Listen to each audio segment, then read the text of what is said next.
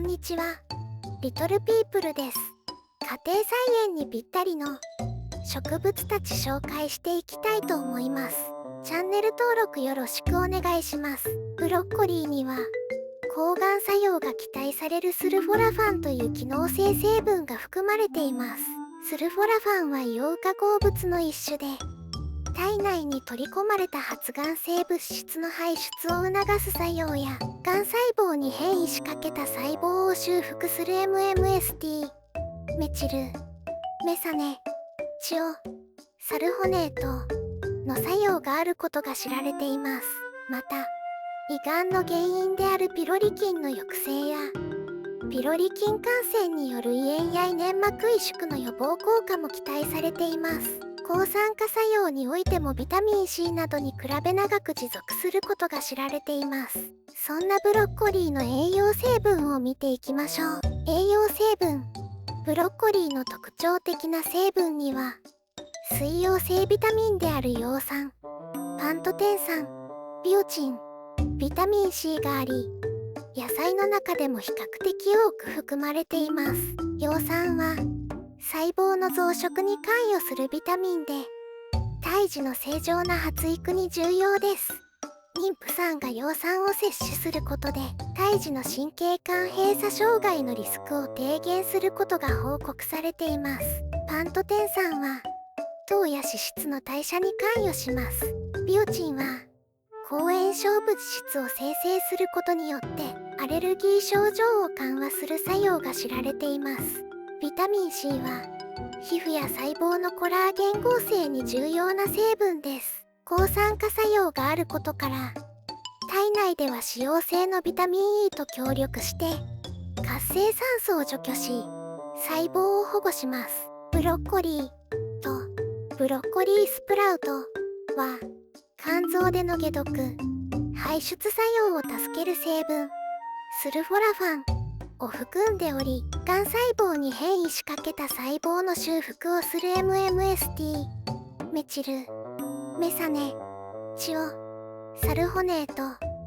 作用を持っていることが分かっている。特に、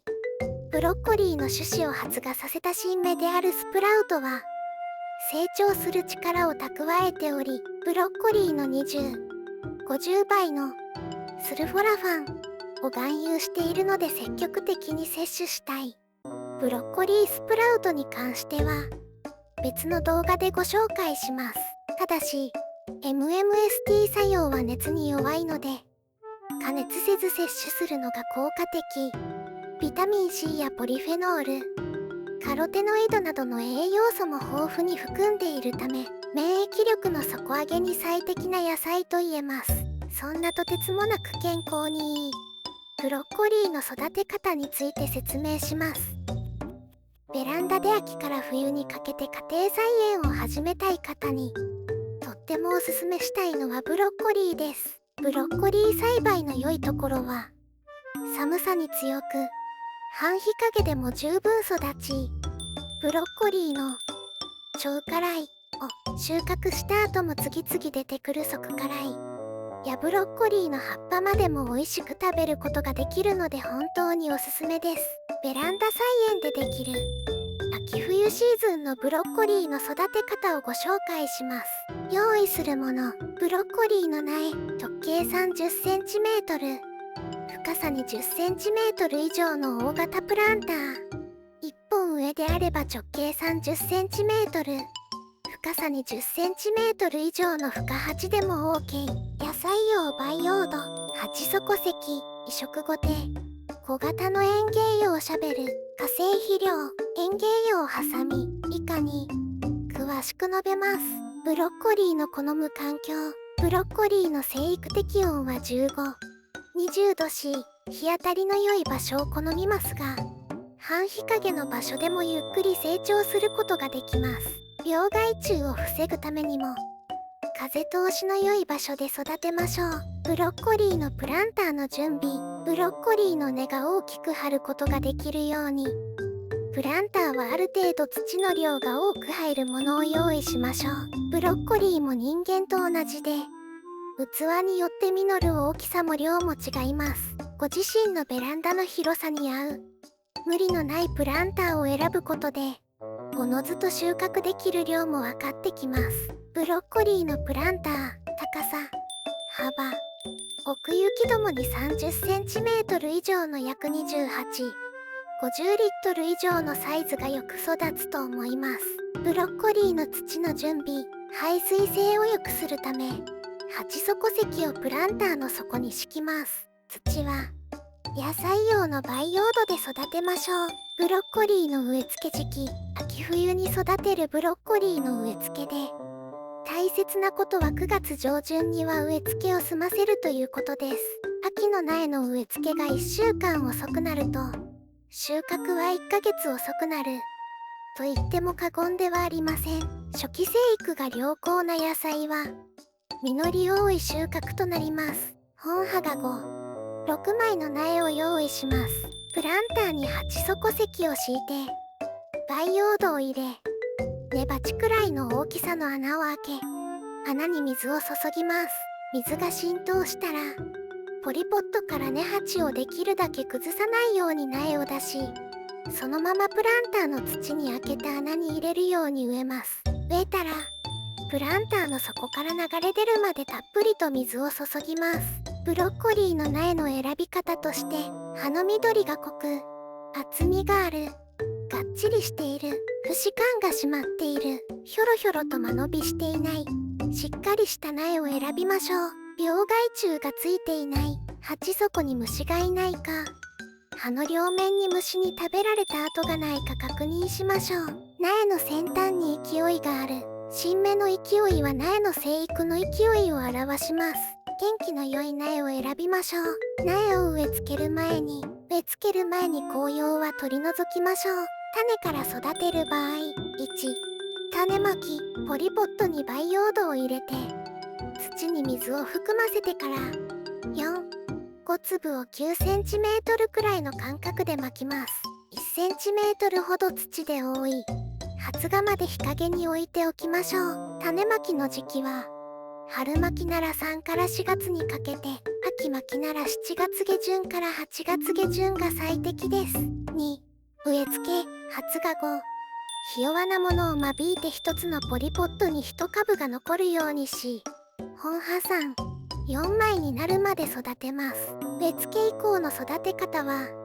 苗から育てる場合と同じです。苗からの植え付け方。1、苗に十分水分を与える。あらかじめじょうろでしっかり苗に水を与えるか、バケツに水を張りその中に静かに苗を入れ、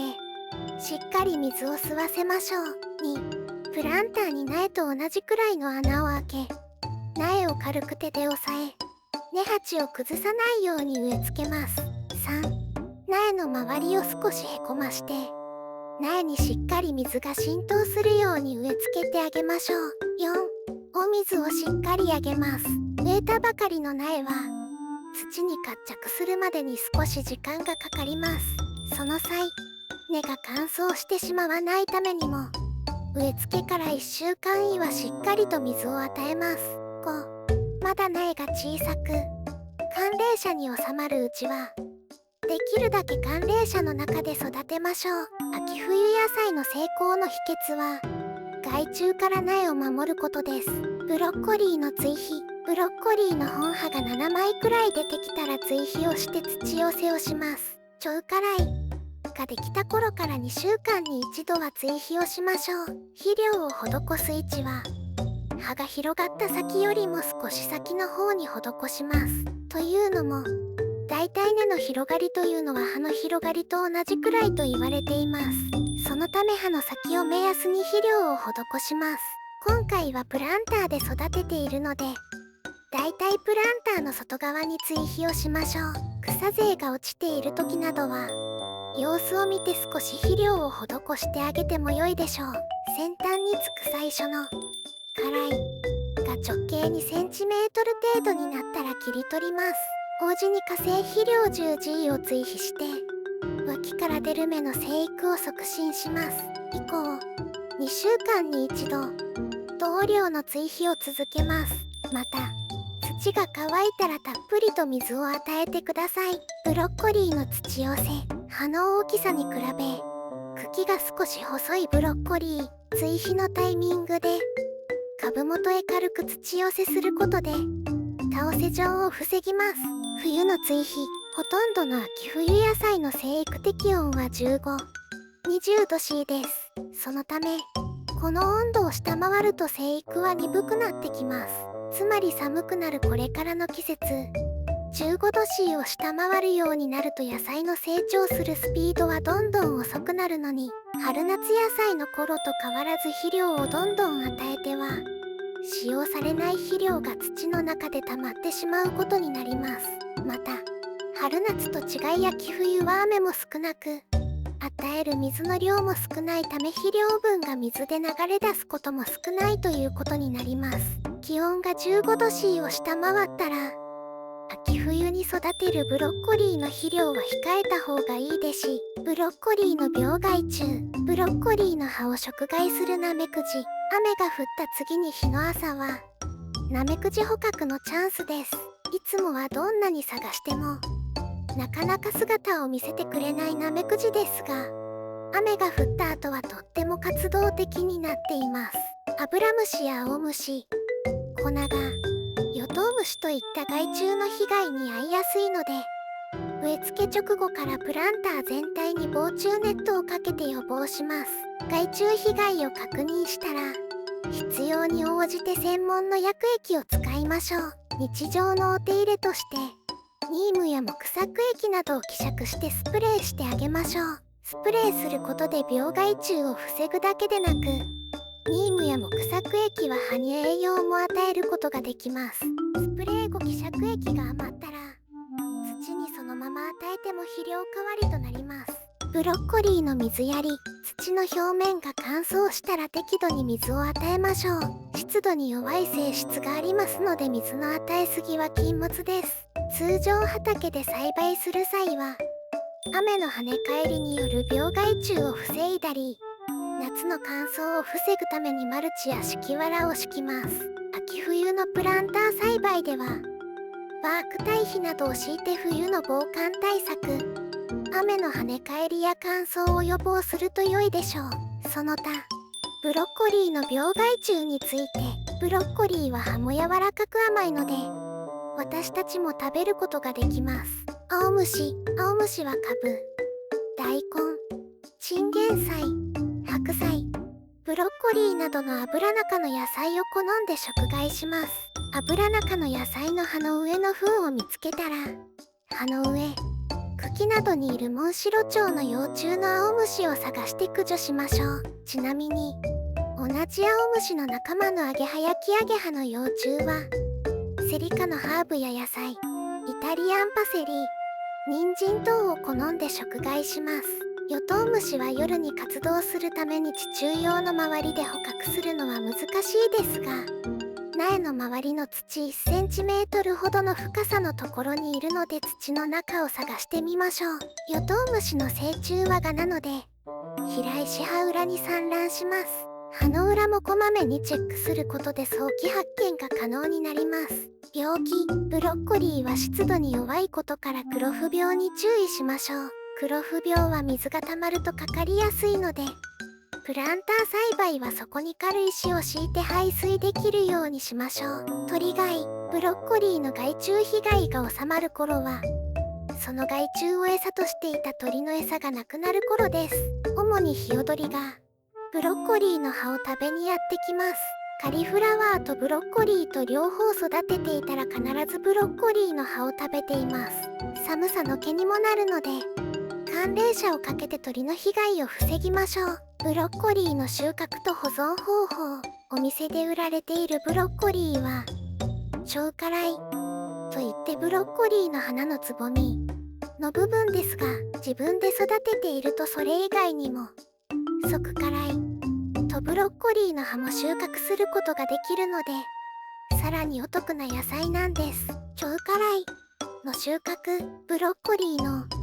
小花蕾が大きくなったらブロッコリーを収穫する時の注意する点は切り方です。切り口が雨などで濡れそこから腐れてしまわないようにお日様に向かって斜めにカットします。そうすることで切り口が早く乾き腐らずに済みます。即辛いとブロッコリーの葉の収穫。脇から伸びた芽のうち茎が20センチメートルの長さで先端のつぼみの直径が2センチメートル程度になったものからつぼみが開く前につぼみごと収穫します。追肥を続ければ次々と脇芽が育ってくるので長く収穫が楽しめます。ブロッコリー葉長辛いを収穫した後も即辛いと言ってさらに脇芽が出てきて引き続き収穫することができます。ブロッコリーを抜き取るときに一気に葉を収穫しますが側花つぼみ即辛いの生育状態を見ながら下の葉から順々に収穫することも可能です。簡単レシピとしては塩茹でしてマヨネーズをかけて食べるほかサラダやシチュー炒め物などにも利用できます。いろいろな料理で楽しんでください。これからも植物栽培について情報発信していこうと思います。チャンネル登録もお願いします。